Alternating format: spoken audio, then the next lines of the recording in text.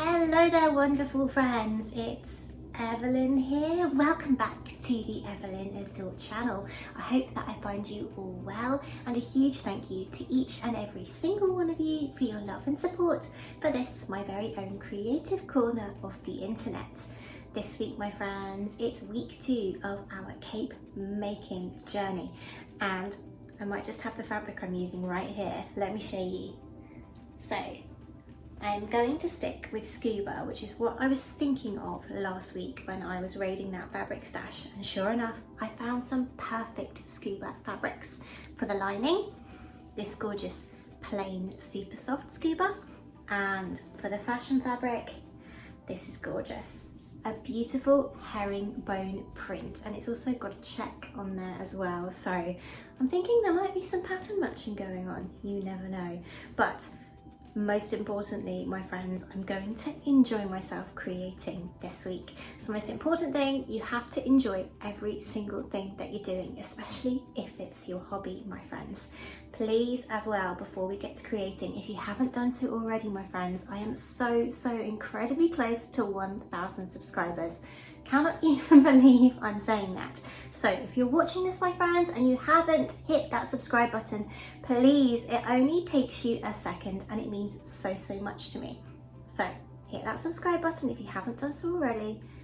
Come on, let's get to some creating, hey?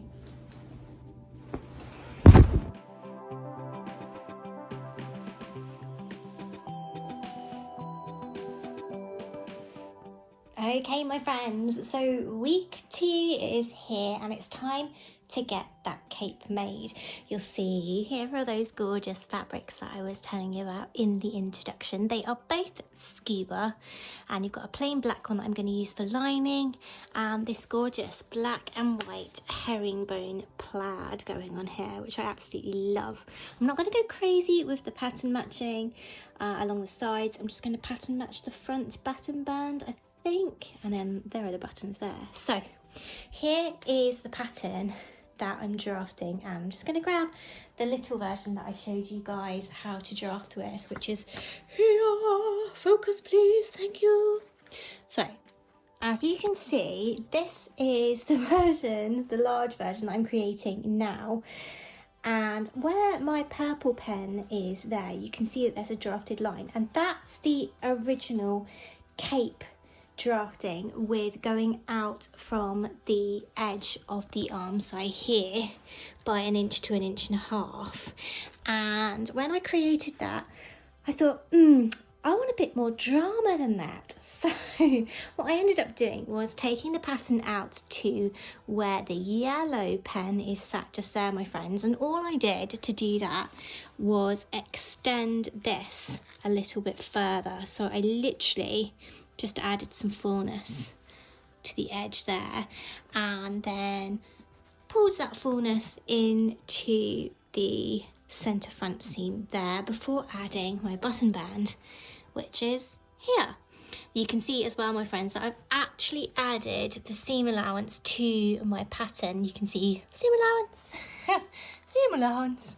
I've added it all around my pattern because seam allowances can be tricky to add on fabric when you've got a lot of curves going on, as I have here. So I stuck to the original drafting that I did last week. I just added a little bit of fullness because I wanted a bit more drama with my cape. You know me, I like to create some dramatic, crazy designs. So that is what my front pattern is currently looking like. I'm going to use that then as a template to create my back. So, see you in a minute.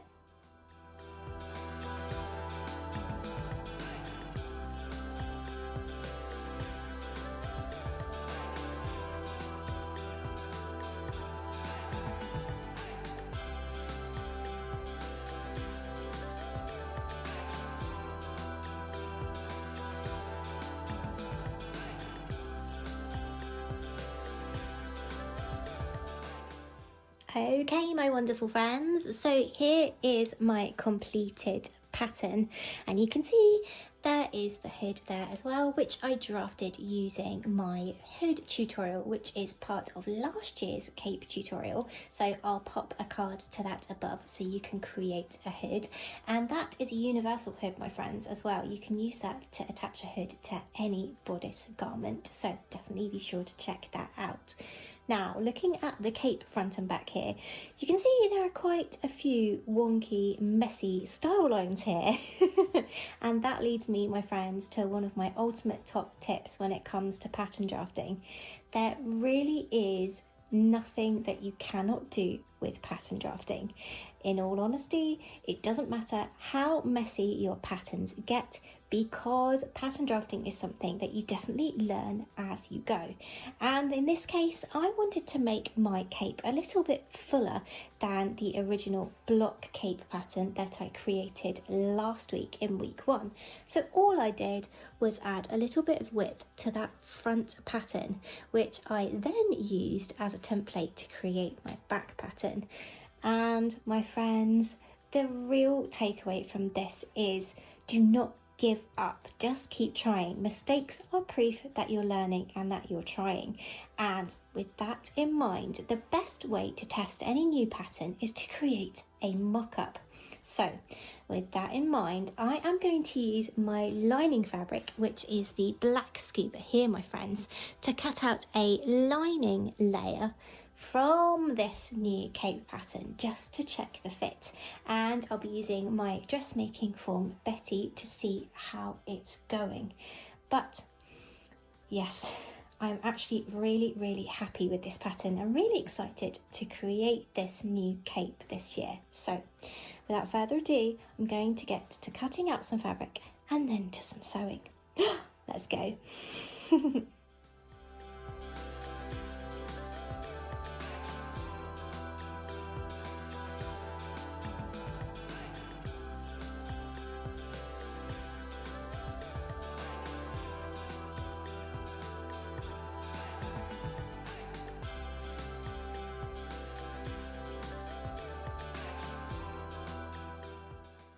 Okay, my friends, so I've sewn up the cape lining, and this is currently how it looks on Betty.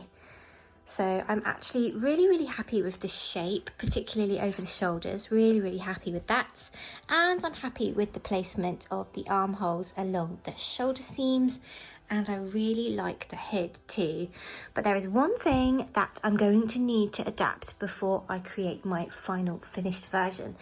And yes, as always, like I say, create a mock-up of your new patterns so that you can make sure that adaptations aren't needed, and if they are, you can do them and you're not going to be left with a garment that you can't wear. So the adaptation I actually need to make is, if you look here, my friends, this is supposed to be a button front design, so I need space for a button band and a seam allowance. And as you can see, there's not an awful lot of space, so I'm going to need to widen that neckline. So when I put this together, when I initially sewed the lining together, I used a long length straight stitch, basically basting it together, which means that it's going to be easier for me to get this hood off to be able to widen that neckline. And as always, my friends, I'll take you along and show you the process. So I'm going to get to some unpicking now, and I'll show you how I'm going to widen and adapt that neckline. Let's go. Having a nice sit, Luna? Yeah? Not impressed with the rain, are you? No. You're a beautiful girl. Yes, you are. Beautiful girl. Yes. Gorgeous girl. Oh, kisses, thank you.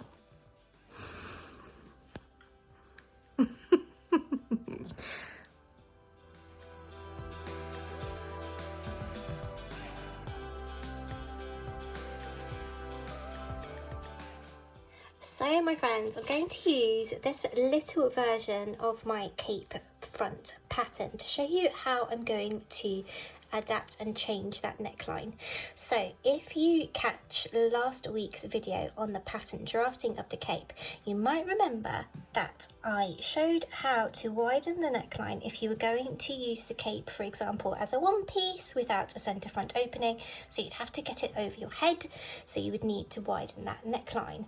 So my neckline is currently too small even with that button front opening, so I need to widen it, and to do so all you need to do is come in from the inside edge of the shoulder about, I would say, I think I'm going to go in between 1 and 1.5 inches on both your front and back patterns, and then curve a line from that point into the curve of the neckline like so. So I hope that makes sense, my wonderful friends. I'm going to go and do that on my larger pattern pieces, and then I'm going to transfer that new neckline to my lining fabric, and then I'm going to see how that sews up and if that's any better. I'll catch you on the other side.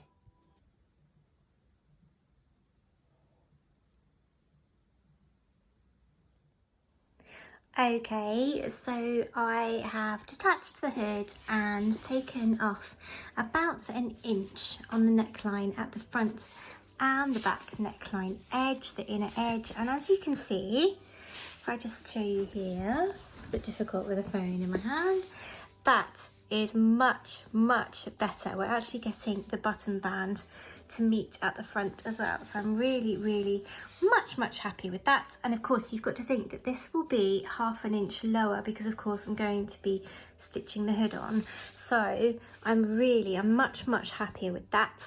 I'm going to transfer the changes to my paper pattern which is there, and then reattach that hood. So much happier with that. So I can now put those changes onto my pattern and then cut out my gorgeous herringbone fabric. Actually getting really excited about this now, and I've got all my supplies here ready to finish creating that cape, so let's go.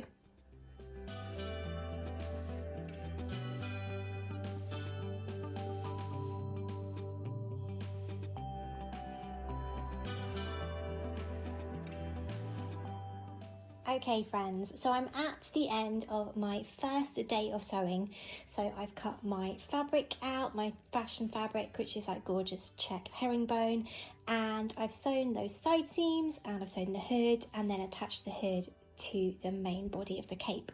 I've really taken my time here, my friends, because I wanted to be really careful with cutting out the fabric with the pattern in mind, and I really wanted to take some time as well to make sure that the sewing was accurate. But check this out, I am so happy with how I positioned the checks on this fabric. So I have pattern matched the two fronts, and one thing that I wanted to point out as well that I didn't point out when I was drafting last week, or I haven't pointed it out yet anyway, is that the hood, I have attached it up until the seam allowance on the front of the cape, so that when I sew the lining to the outer fashion fabric layer, the hood isn't going to get sandwiched or caught in that sewing. So as you can see, it's my seam allowance back from the edge just there. I thought I'd make a note of that. But check this out, my friends, as well. I'm just going to try and turn Betty round and look at the pattern matching on the hood. Can we just enjoy that for a second? People out there that have been sewing for a while and have pattern matched will know the utter joy of that, or despair if you get it wrong.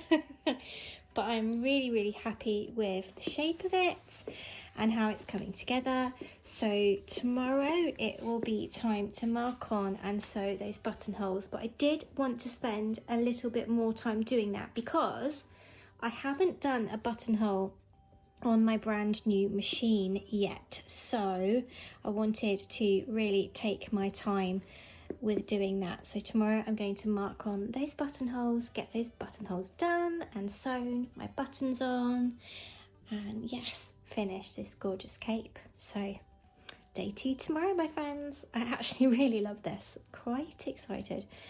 I'm actually quite happy as well at the moment, because with everything that's gone on this year, I'm really getting back into my sewing stride and I'm getting excited again for projects. So that's a win-win in my book.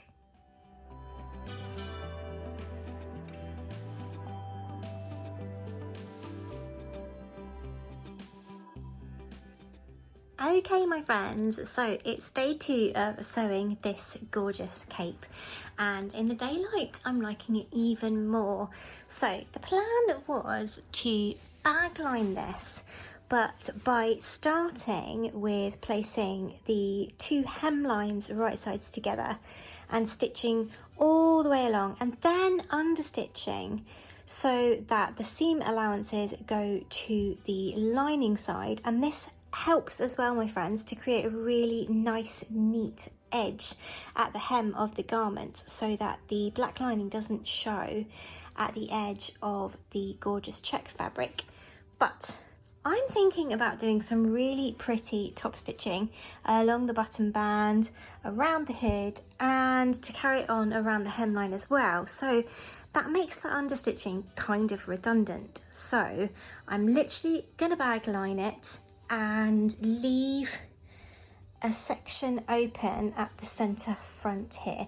And by bag lining, my friends, literally all I mean is I'm going to place the entire lining and the entire outer fashion fabric right sides together, and I'm going to pin all the way around the hood, all the way around the hem, all the way along those center front edges, and then I'm going to stitch all the way around, leaving an approximate 2 to 3 inch gap on one of the center fronts to be able to turn it out. And because I'm doing that top stitching, I'll be able to fold in the seam allowances on that gap that I've left and top stitch them closed when I do the decorative top stitching. I hope that makes sense. I think that is the plan. So I'm now going to get pinning and sewing. I'll see you soon.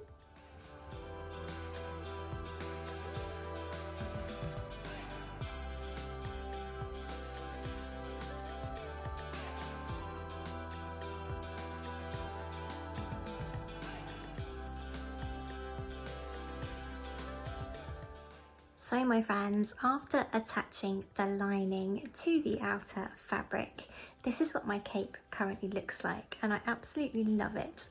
And what I've then gone and done is made sure that I have a nice crisp edge and pinned that nice edge in place all the way around, including folding in the seam allowances on the little gap that I had to turn the garment right side out.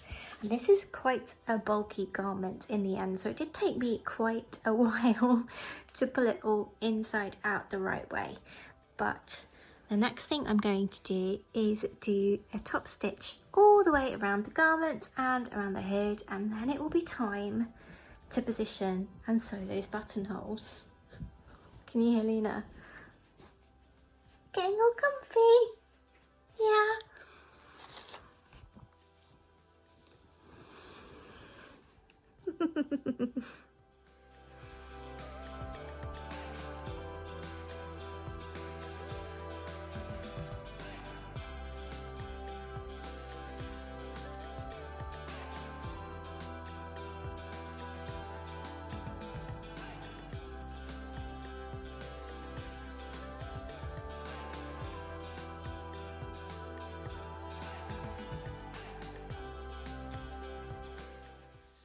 So all that's left now, my friends, I've sewn the button on. I just need to plot and then sew my buttonhole. And it's a good job because it's incredibly dark here now. So it's time to sort out that buttonhole, and then it's time for the reveal.